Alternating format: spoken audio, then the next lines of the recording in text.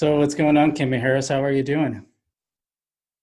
Pretty good, pretty good. Interesting to be back in Wisconsin. Yeah, I was gonna say, so you've been back in Wisconsin since the coronavirus hit, huh?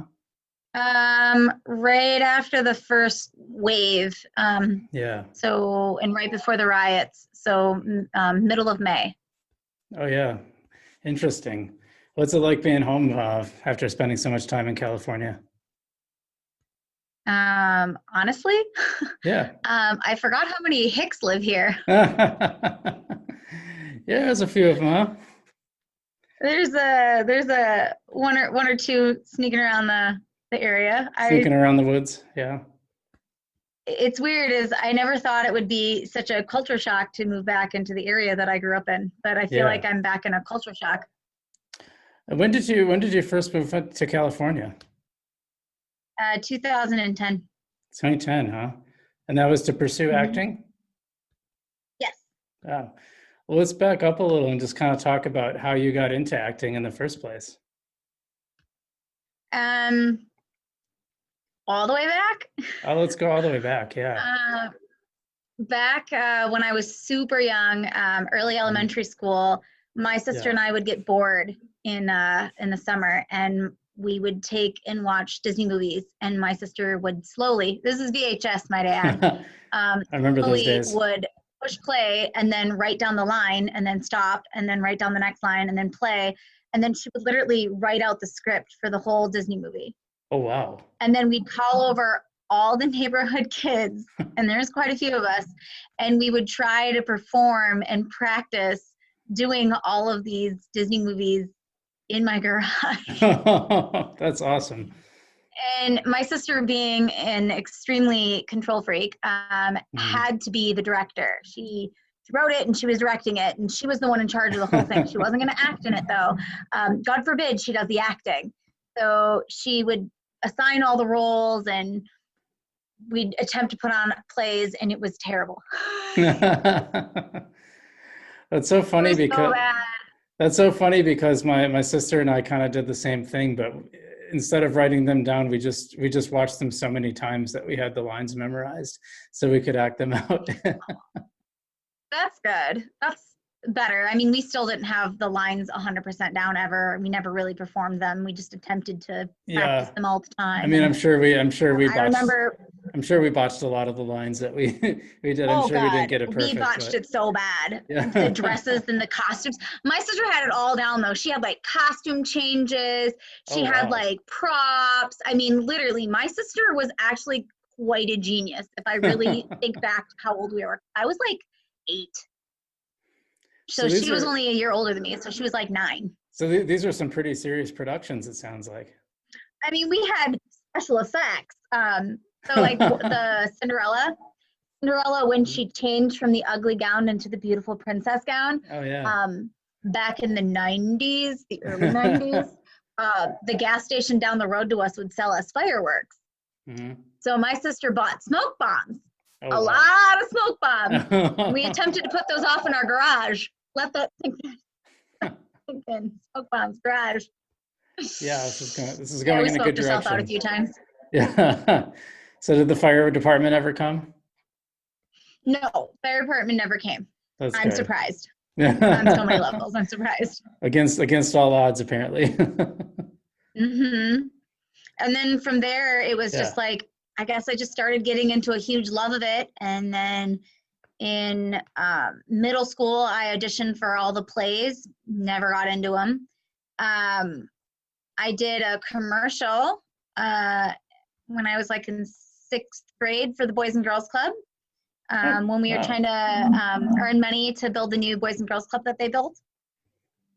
And then by the time I had high school, I was so hooked into acting that I auditioned for all the high school plays.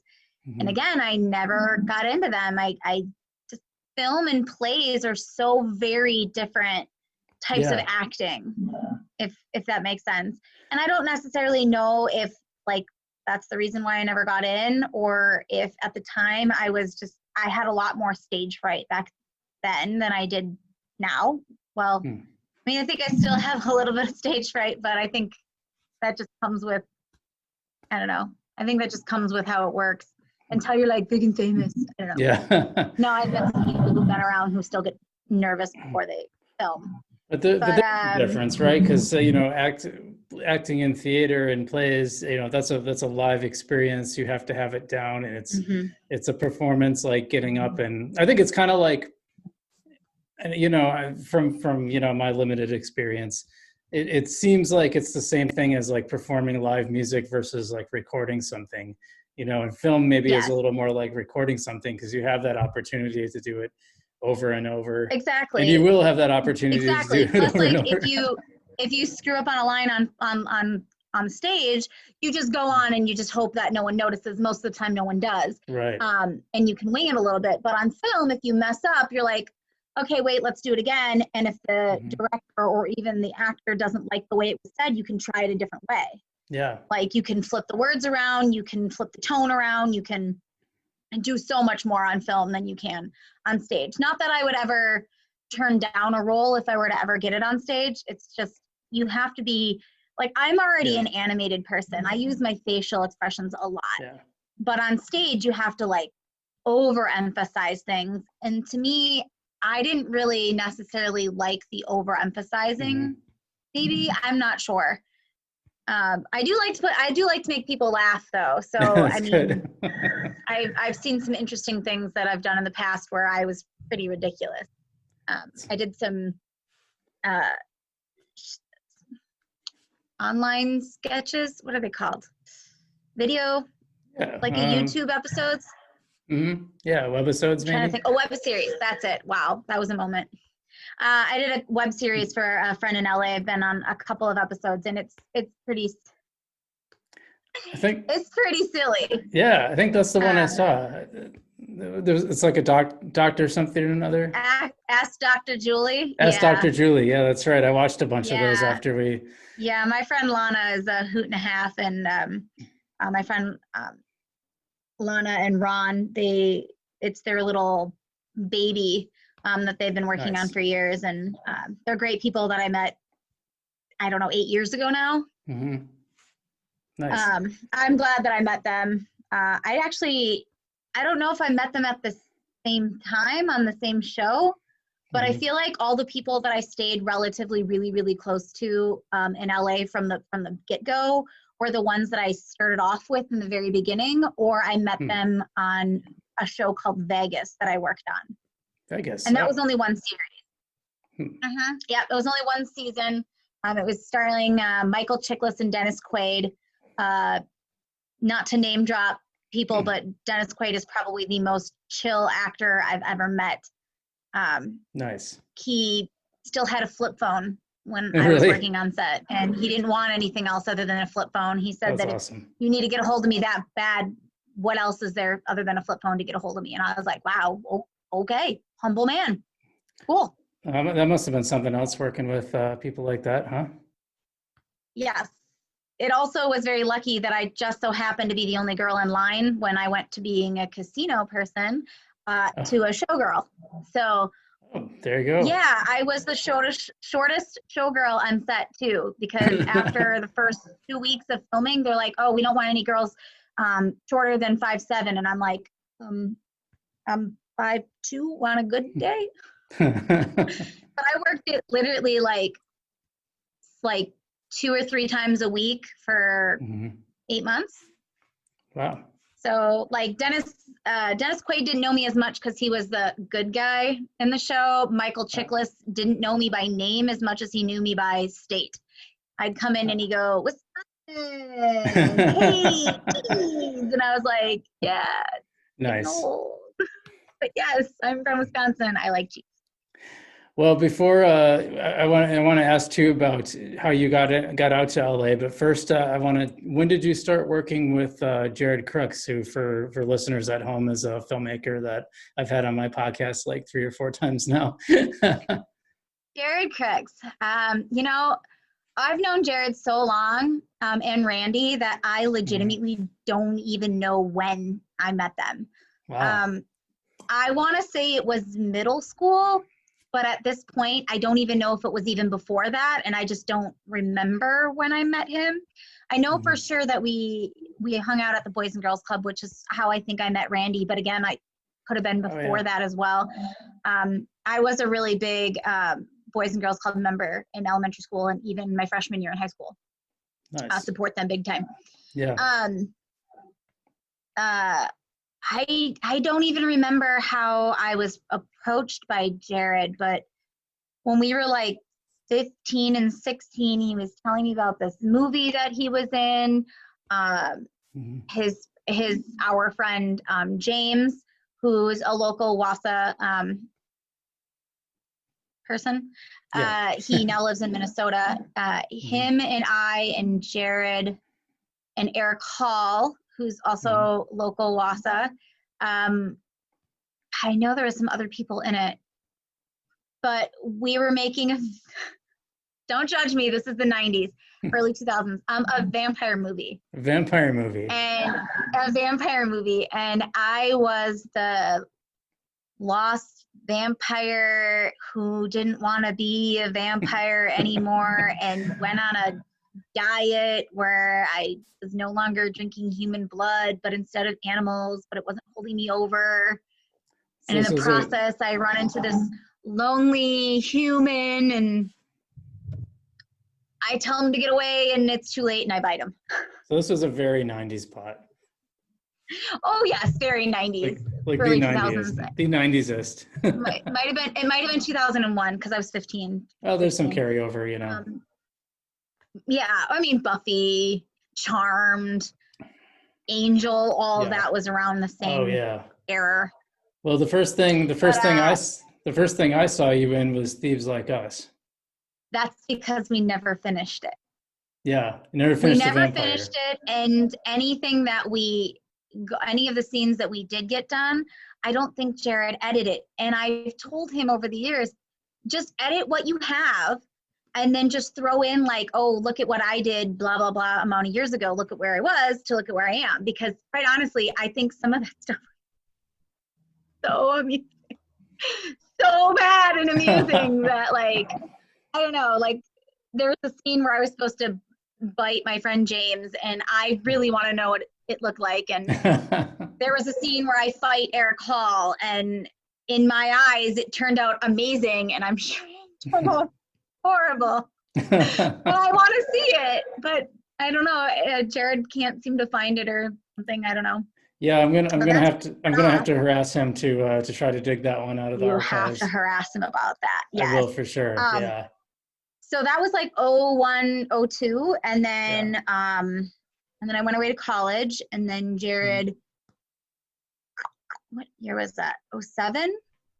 Jarrod came up to me and said, "Hey, I have a new film. What do you think about being in it? This is going to be our co-star. This person's going to be in it." I'm like, "Well, I don't know anybody but Randy. Sure, why not?" Like, I wanted to move out to LA when I was 18. My best friend joined the Army. Didn't work out the way I planned. So we were going to wait for her to get done with the Army, and then her and I were going to move to LA as she supported her broke actress best friend. Perfect. I went to college while she was in the Army. And in that process, Jarrod's like, "Hey, we got a film. Let's film this before you go." And I'm like, "Cool, let's do this." And then we spent, 2 years? Almost 2 years on it. Yeah. On and off with people from all over. And I introduced him to my friend Teresa. And Teresa was in it. She plays my lawyer's wife. Or I should say my lover's wife. And I just feel like that 2 years was probably the breaking point of me. Like, I can't keep saying I'm going to do something. I'm just going to do it. Yeah. So we finished filming. My grandma got sick. My grandma passed away. She never got to see Thieves Like Us. And I was like, I'm leaving. Wow. And I left. Yeah, it's interesting because this is where I come in because that's Thieves Like Us is when I first met Jarrod when I was working part-time at the City Pages. And I don't remember if he came into the office or my boss put me onto it, but somehow I found out about Thieves Like Us, and you know, we met up in the Washington Square building, and I interviewed him and took a photo, and I ended up doing a story on the movie because they were having a premiere somewhere, probably was at Cedar Creek, I imagine. Cedar But Creek. We did one up in Merrill too that I didn't get to go to. It was yeah, so much fun. yeah. And then I lost touch with him, and I didn't hear from him until he made Indie Guys. And then Indie I guys. started got Oh it, yeah. and there happened to be some hints of some other Wisconsin-based film projects going on, like Pat Rothfuss's novel got picked up for films, and Tim Seeley, who has a comic book series, I went to high school with him. His comic book series got picked up for a film. I don't think it ever got made. I don't know, really, I don't know, but yeah, then we reconnected, and now we've been kind of hanging out ever since. But I just remember I was pretty impressed. I'm like, wow, he's still doing it. That's awesome. I mean, Jarrod started when we were very, very young, like Yeah, 10. I mean, he basically got his first camera and he was out all the time, yeah, like yeah. all the time. That's awesome. And then I think after Thieves Like Us, I did a short called Pawns with him as well. Okay. That one's online. Very dark film. Very good though. I played the deranged, revengeful wife. Nice. Yeah, you were kind of a he's done so many. because you were kind of a bad guy in Thieves Like Us too, right?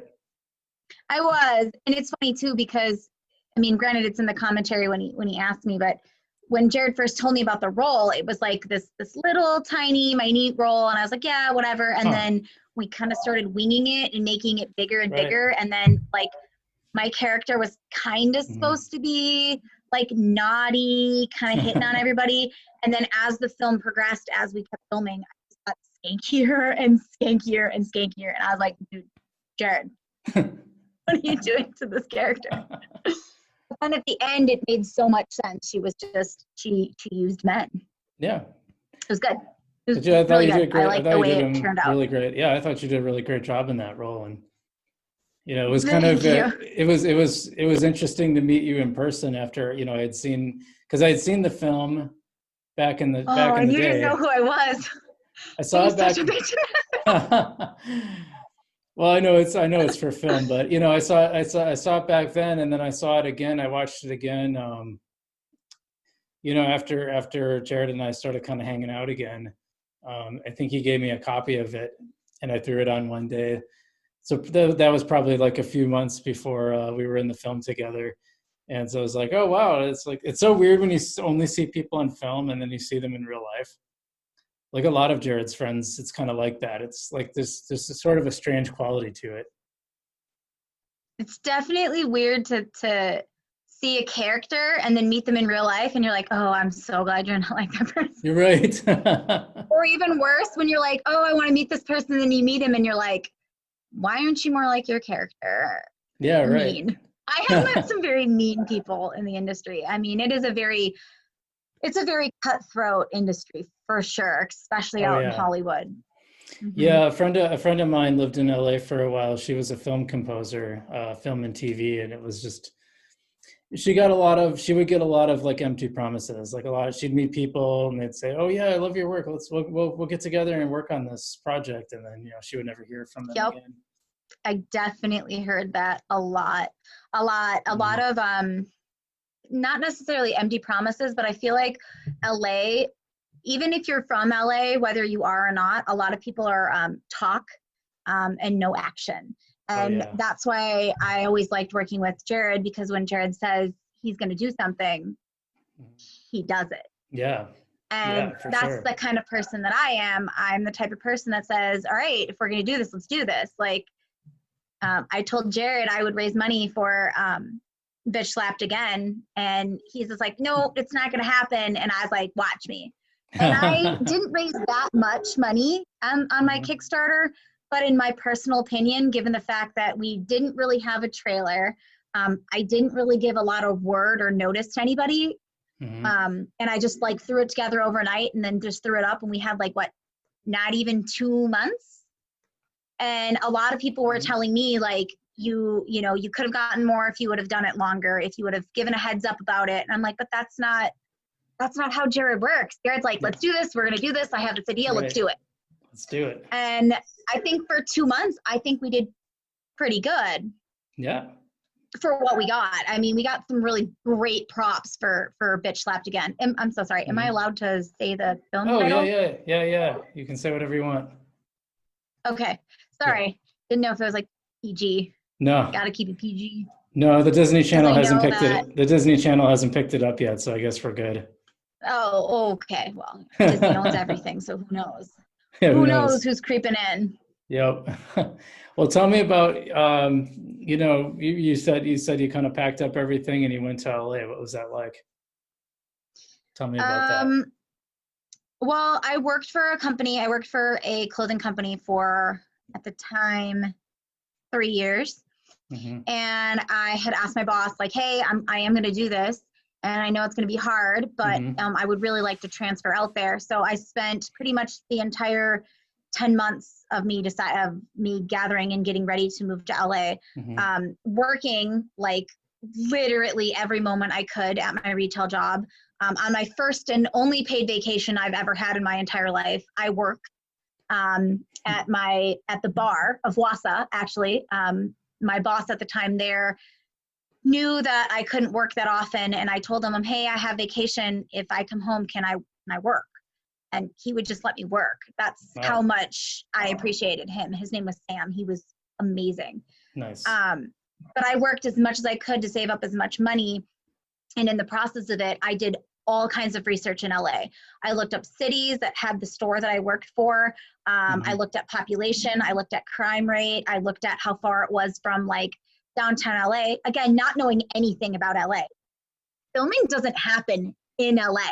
It's Burbank, it's Studio City, it's Hollywood, it's Santa Clarita. I mean, it's everywhere out of LA. LA County, basically. And people are like, oh, that can't be big. Well, we're kind of talking like 50 miles in just about any direction. Right.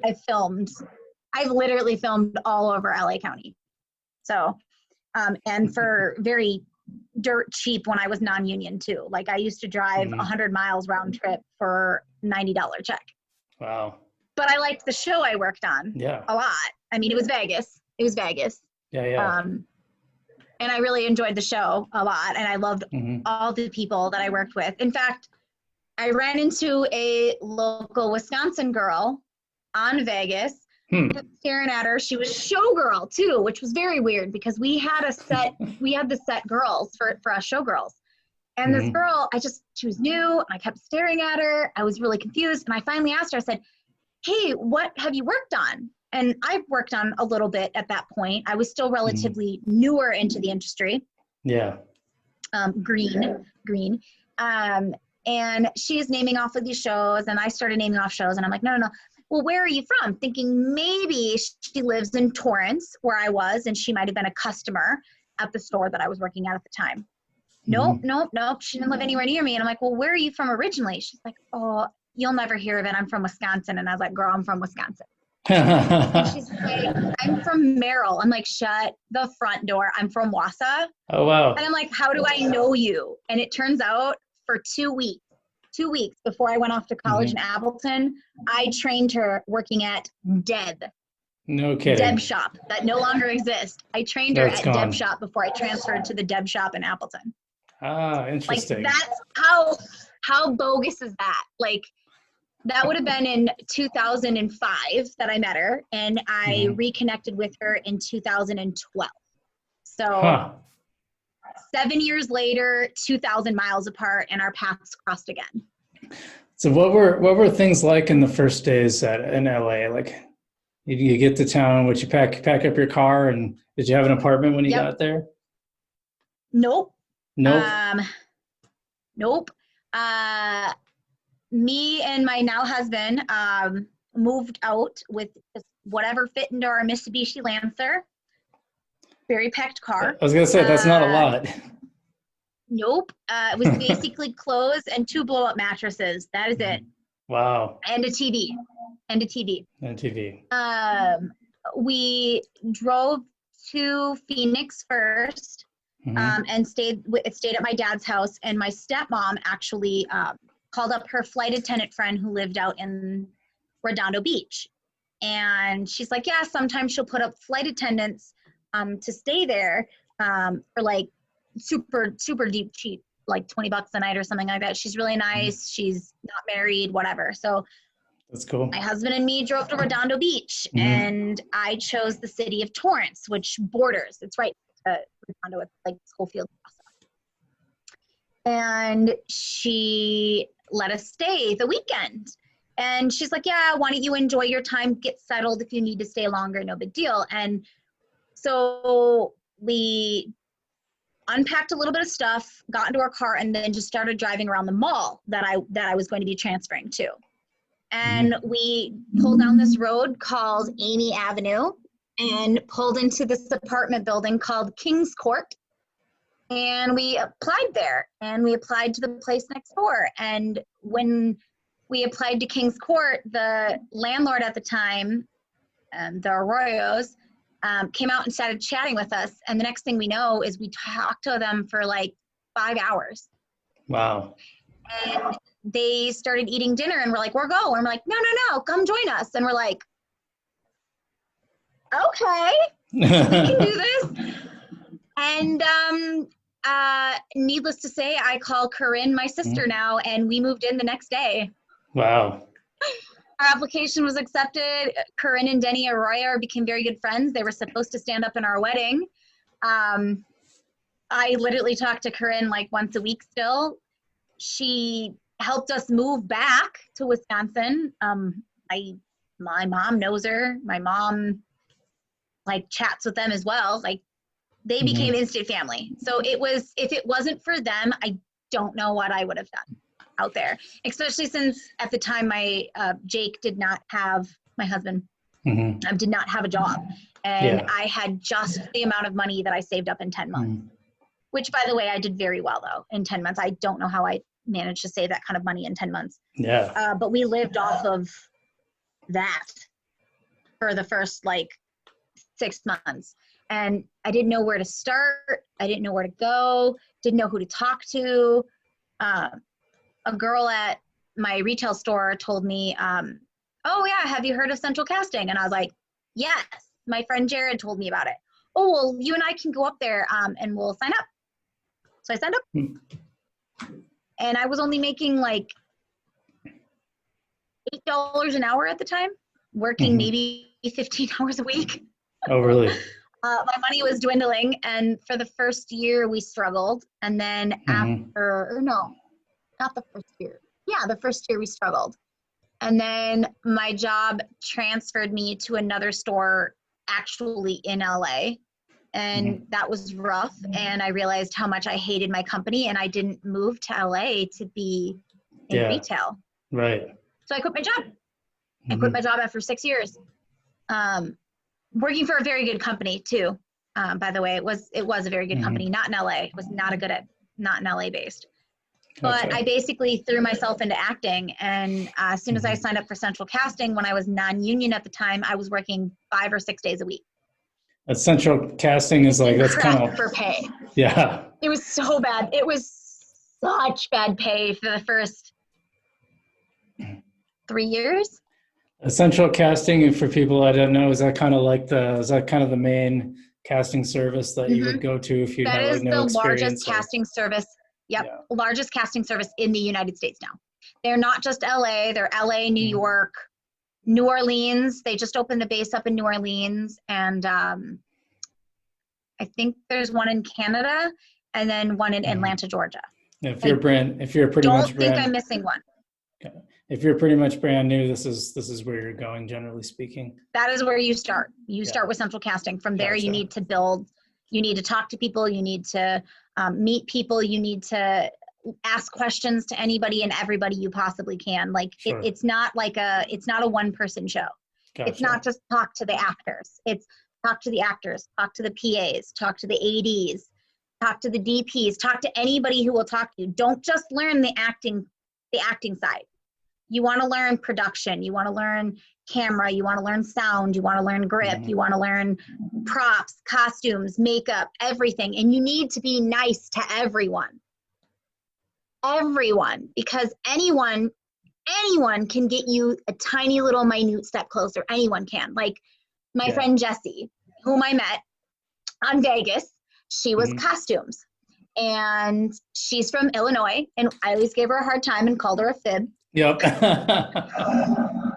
No one understood that except for the Illinois, Wisconsin people in the area. They're like, why do you guys call each other that? Like, long story. Yeah.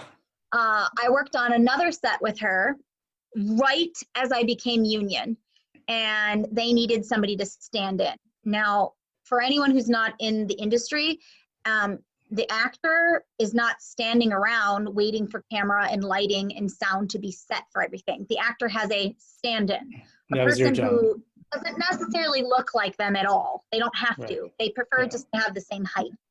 Gotcha. It depends on the DP, the director of pictures. Jesse pushed me in front of a production one day and said, oh yeah, Kim knows how to stand in. And I was like, I do what now? Yeah, what are we doing? I never stood in before. And that was on The Fosters. I think that was ABC Family. And that's how I got my first stand-in gig. And that's higher pay. And because I was union, that was really good. And that opened up so many more doors for me to meet people. Like, because now I wasn't just an actress, but I was also a stand-in. So sometimes when you can't get work as acting, you can get work as stand-in, and stand-in pays so much better. And if you're really lucky and it's a multicam show, then you get to do their actions, say their lines, and you're literally pre-acting out what the actors are going to do. That's a multicam show.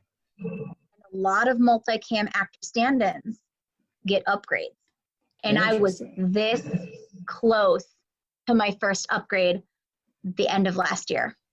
No, I'm sorry. That was February this year. Yeah. I almost got my first upgrade this year from a set that I was working on 2 years ago. And I became friends with the ADs and the PAs and the DPs, all of them. Like, everyone was cool with everyone, and they started calling me. Calling me, and that's a huge deal in LA. And I showed up to set in February, not knowing, I just knew that I was requested, didn't know who at that point. And that's when I realized it was my whole gang from a show that I worked on 2 years ago. And they're like, oh, no pressure, but they haven't actually cast this girl. So I need you to go out and do your thing, Kim. I was like, what? Why would you tell me that? That was the worst pressure of my life, because at that point, I didn't want to just read the lines. I wanted to know her lines. So I wanted to be this person. So to back you up, upgrade means you're the stand-in, but you're so good that I become the actress. Yes, I was almost a guest role on a new show that I don't actually know if it's come out yet or not. It's got Winona Sykes in it. It's her new show. Oh, I was like crying when I saw her on set. And then when I stood in for their meeting and their table read, they're all like, "Oh, are you playing?" And I'm like, "Nope, I'm just the stand-in right now. They don't know who she's gonna be." And like, Wanda Sykes started talking to me, and I was like, "Oh my God, stay cool. I'm so glad that whatever shirt I was wearing, you couldn't tell that I was profusely sweating underneath this. Like, there was some names that she's so funny. There was some names that I was blessed to work with, like big time. And Wanda, afterwards, when they chose the Wanda Sykes, what was Wanda like? Because she's so funny on like Curb Your Enthusiasm. So funny. Oh my God. So funny. Like, she is one of those people I would work with every day. I wouldn't even care. She stayed cool when we got behind schedule. She didn't care. I mean, she cared, but like, she was like, it's okay. We got to do this. Do what we got to do. And I'm like, I love you so much. Nice. And then I didn't get cast, and I was definitely a little disappointed, but I understand why. When they brought in the girl who they did cast for, I guess it makes sense, because they were looking for somebody between 35 and 40. Granted, I'm close to that age. I kind of came in with my hair in pigtails, and I was wearing you still kind of look like you're in your 20s, so. Yeah. So I guess that was a downfall, but at the same time, the fact that everyone on set that day was actually talking about me, the director, the producers, everyone was going over the walkies and telling like, wow, she's good, wow, she's good, wow, she's good. And then Corona happened. And then I was moving home. So like, just as I started to really start to feel like I was making my way deeper and deeper into the industry, it was definitely time to come home, especially with everything going on right now with Corona. And LA just went into another shutdown. Right. My friend Doug, who does, he's a boom mic operator. For those who are not in the industry, it's a long pole with a microphone at the end. Yeah. Yep. And the guy basically stands there with his hands up the entire time, or down below, or basically in the most awkward positions ever, holding it up for as long as he possibly, or she can, until their arms go numb and the director yells cut. Yeah, that sounds like a pain in the butt. I think people know what a boom mic is now because of The Office, because there was that famous incident with the boom mic camera documentary guy breaking character, or breaking the fourth wall, so to speak. Yeah. Pretty much. I forgot about that. But my friend Doug just went on set last week. He was on set for the first time in months, working on a new just reshoots for a new Kevin Hart show. And he posted a picture of himself and a couple, the cameraman and one of the grips. And they had on like hazmat suits and face masks and shields and gloves. And I was like, good God, Doug, like, can you breathe in all that? And then he was telling me that everyone has a certain color wristband on, and whatever wristband color you are, that's basically saying where you are allowed to be on set that day, and who's allowed to be around the main actors and actresses. Like it's bad. Another one of my friends told me that she was going to be working on a soap opera. And basically they started filming, and halfway through the week, they're like, this can't work. This isn't going to work with these new guidelines. And since they sort of started back up filming, Central Casting, they do things a little bit differently from when I signed up, but they send text messages now to see if people are available. And I've gotten several of them this past week asking me if I could work again. And I'm like, yes, I want to work, but I don't live there anymore. And then at the end of every single message, it says, you must be willing to get COVID tested. And I was like, is this for every job you need to get tested for now? Because like, damn. Yeah. But production was going to pay for it. So it's just like, I mean, I guess I can get tested for it, but like, what if I get tested today, but then I don't see you for another 3 days, and between those 3 days, I catch it? Yeah, right. Yeah, are they doing it like every day? To me, it's one of those very, I don't know, like how do, so it's very troubling times right now. Yeah, for sure. So this move back to Wisconsin, is this a permanent or semi-permanent, or are you planning to go back once things settle down a little bit? I am definitely not going to be moving back to LA. LA it's very rough. You need very thick skin to be out in LA. I do miss the industry, even though I haven't even been away that long. I mean, technically I've been in Wisconsin for 2 months, but I haven't been on set since February. This is the longest since I've been in the industry in LA. I've been off set. It's not something I foresee me going back to. I've missed a lot in the past 10 years. I've missed my kids growing up, my nieces and nephews, I call them my kids. Yeah. Like my family's all out here for the most part in like Minnesota, Wisconsin area. And I feel like I've missed out on too many Christmases and Thanksgiving and birthdays. And I did come home every 6 months.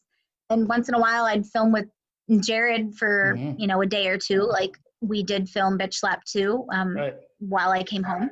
And let me say, it was a lot of fun being in the film with you. Yeah, thank you. It was fun to be with you too. You were so sweet. You're like, oh, just kick me. It's okay. And I'm like, I'm gonna try to make sure I don't touch you at all in process. That Yeah, that was a lot of fun. I mean, it's just interesting to see how the whole process works. And, Jared's such a perfectionist, like watching him do his thing was fun, and watching you do your thing Oh, was super fun. And then, perfectionist, you should have seen him in Thieves Like Us. oh God. There was a scene in the courtroom where he kept getting the crane caught on his shirt, and he was wearing like this Marathon County jumpsuit.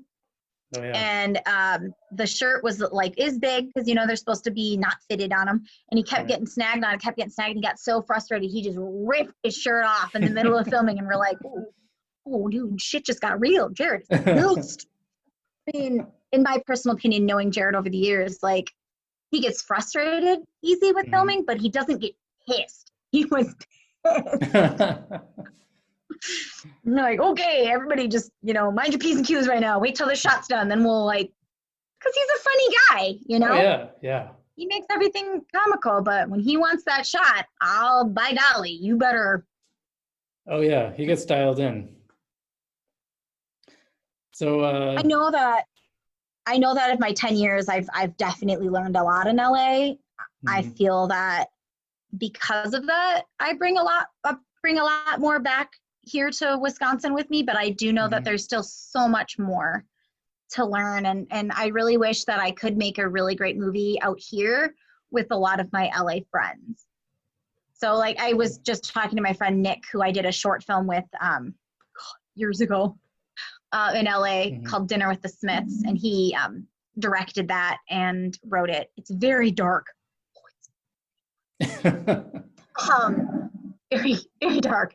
It goes from sweet and innocent to dark real quick. But he was telling me, he's like, yeah, maybe I'll come out to Wisconsin and we'll do some filming. And I was like, yeah, actually, that would be really good. You should bring some people. Like, I would love to bring out my hair and makeup friends, my costume friends, my other acting friends, because I feel like in the industry, everyone always thinks of, oh, the industry is camera, director, actors, but there's not. Like, everything the other people do is what makes the actress or actor look good. It's actually like, I honestly think it's 50-50. It's 50% the actor, actress, and then the other 50% is everyone else. Hair, makeup, sound, lighting, props, director, everything. I don't think they get enough credit. Yeah, for sure. Well, all the little guys. If you need someone to play a dead guy, I have experience in that now. So you do, and you played an amazing dead guy too. I did my best. To let you know. I did my best. You did. I don't know if you're like, wait, I should take my glasses off, and I was like, yeah, that'd be cool. Don't move. Yeah, look good. I don't think I was a very convincing thug, but at least as a dead guy, I was pretty convincing, I think. I mean, come on, if you look at movies, there's definitely people who don't look like, wait a second, why are they in there? But you made a perfectly good thug who was dead. I tried my best.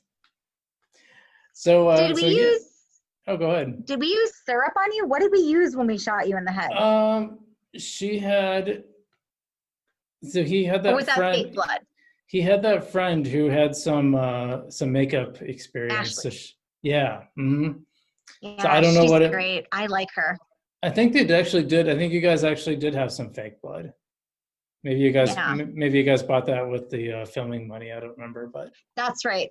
We did. We ended up buying like a huge chunk of fake blood, and then we ended up thinking we had enough, and then we ran out. Yeah, and in fact, I think I got bonked. I think what actually happened, I got bonked in the head with a hammer. I think that was what happened to me, my character, and so my character was knocked out. I thought you got shot. No, I got. Well, maybe I was wrong. No, I got bonked with a hammer, I think.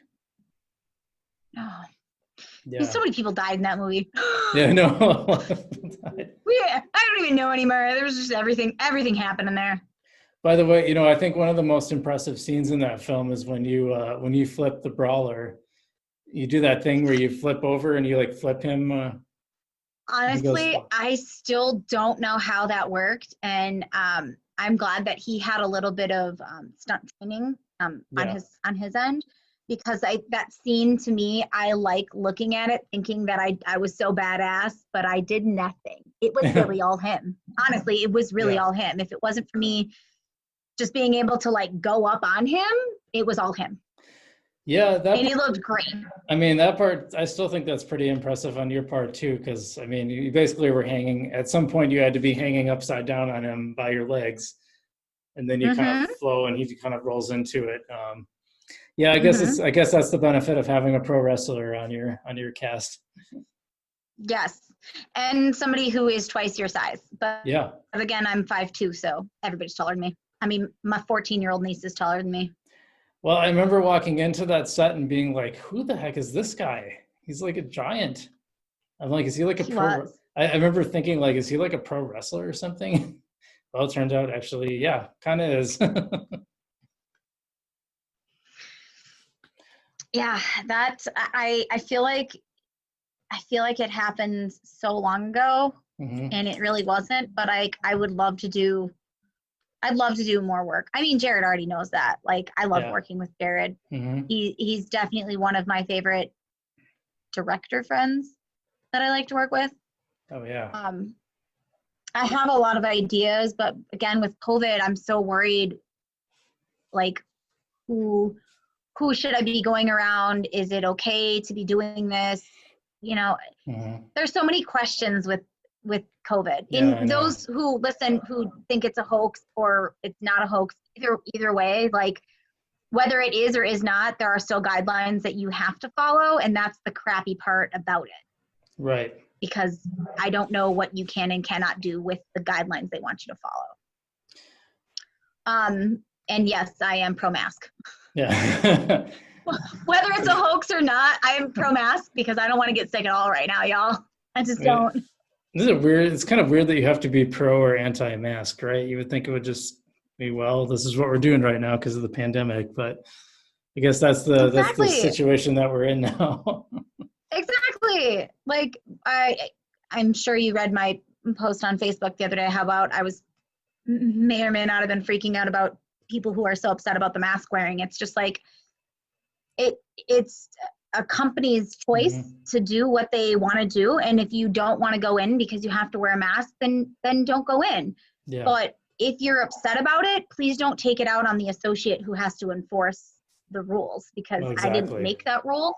I just have to enforce it. And like, I've had quite a few people since I moved back freak out on me and freak out on my associates that I work with. Yeah, where are you, by the way? At my retail store that I'm back in. Yeah, I was gonna say, where are you working now, if you don't mind saying on camera? I work at well, I mean, I guess I can say without getting into trouble. I work at Bath and Body Works. Oh, okay. I transferred from LA out here. I really liked my boss out in LA because she knew I was an actress, and she knew that if I had set, that I would choose set over Bath and Body Works, and she would be fine with that. But I had to make up for what I missed. That's the only thing. So if I missed an 8-hour shift, I better figure out how to finish whatever I was supposed to do that day done. And I did. During holiday, I didn't have a life. I had my acting job was number one, and then Bath and Body Works, and then I catered on occasion. And then I also did marketing research. So I legitimately didn't have a life. And then last year, April or May, I got another job at Ulta. And technically, I still work for them right now. But I'm actually having some complications with the one here in Wausau. So I don't know if I'm going to be working at Ulta anymore. I haven't even transferred out here yet. So, oh, really? Gotcha. It's a very complicated situation with COVID again. Yeah. So, yeah. And so, the I mean, only reason I started working for Ulta is because my boss at Bath and Body Works left and transferred to Ulta. And so I was like, well, I don't want to leave Bath and Body Works because I like it, but I really like my boss. So I still went to Ulta. So then I had 2 retail jobs and catering and acting. Yeah. I've since we acted together. Well, you acted and I did whatever it was I was doing. But since then, yeah, I've been following you, and you keep pretty busy. You kept very, very busy in LA. I have no life. I have no life. And I like it when people are like, oh, you always say you don't have any money. And I'm like, well, I don't have any money because I save it all up to come home to visit. Right. But when I come home to visit, I literally up and leave for like 2, sometimes 3 weeks. Yeah. So it's like, I save money to come home to visit people because I miss them. Got to make it worth it. Yeah. Mm-hmm. When I come home, people are like, why do you go home to visit? Why don't you go visit everywhere else? I go, well, because my family's all in Wisconsin. What's in Wisconsin? What can you do in Wisconsin? What can you do in LA? Yeah. I'm waiting. You're like, go on. Okay. I had one person think they stumped me on that. And they're like, well, you can't surf in Wisconsin. And I go, actually, you can. Have you heard of Lake Superior? It has bigger waves than it does in California. So Boom. yes, you can surf. It's cold, but you can still surf. Well, I'm like, you got nothing. You can do everything in Wisconsin that you can. Well, you can't make films. Actually, you can. I have a very good friend who directs films back in my hometown, actually. Mm-hmm. So had you been kind of, it sounded like you were getting pretty close to really starting breaking into some of these roles, and it seems like after COVID, you were like, nope, I'm going back to Wisconsin. Were you getting kind of sick of it at the same time, or how would you, was it something that was kind of in the back of your mind that you were thinking about moving home and this sort of pushed the decision, or? It was already planned. It was already planned to move home in April. We were going to do it. We were going to do it next year in 2021. But then we were supposed to go to London with my brother and his fiance in April. Okay. But because of COVID, that got scratched, and then it just got very complicated. We had already planned to move home because we wanted to be closer to family. Yeah. And I know that my manager, my acting manager, had no issues with me moving home either. She kept me on I'm on her roster still. And, if need be, so many things, especially with COVID right now, are taped online. So you actually do your auditions at home and then you send those in. Oh. And that's great. That's amazing what they're doing with that. And then she can also, if there's actual auditions where I need to be, she can send me to 2 cities, because I have 0 issues to drive to Minnesota for an audition, and I have 0 issues to drive to Chicago. And because I have family in Minnesota, absolutely no issues. And then I have a friend in Chicago who I met out in LA, and I have no issues staying there. So it's kind of a win-win situation. Plus I have my passport now. So if she wanted to send me an audition in Vancouver, I'll go to Vancouver. Atlanta, I'll go to Atlanta. New Orleans, I'll go to New Orleans. New York, okay, we'll stop there. Just kidding. Yeah. It's just, she has a few people on her roster that actually live in the Carolinas. So okay. It's nice to be able to be home, and if somebody wants me, they will fly me out. So there really isn't as big as an issue. I just won't be working on it as much. I won't be consistently on set like I used to be. Yeah. So that's going to be my biggest challenge living back home, is not consistently being on set, not consistently being around other actors or writers or directors, or pursuing to be up there and bigger. That is going to be my hardest part, because I am, yeah. So if you get one of these auditions, it's for a pilot, single camera pilot, the pilot gets picked up, they're going to do a full season. Are you back in LA, or are you just, how is that going to work? I would go back to LA. I would probably, I would probably stay with a friend, because obviously, I've made so many very good friends in LA. Not all of them are actors. Like working at Bath and Body Works alone, like I have like a mini family that I have with my Bath and Body Works coworkers, and I don't know why I call them that anymore. None of them work at Bath and Body Works anymore. Right. Plus I have Corinne and Denny, our first landlords, who are family to us now. So I would have many options to stay in LA for free. Nice. So I would have 0 issues going there to film, but I don't want to move there. Like we were joking, looking at houses, maybe 5 years of living there. And I lived in Torrance, which is just outside of LA. We're 20 minutes from downtown LA. And the cheapest, and I mean like legitimately the cheapest, messiest,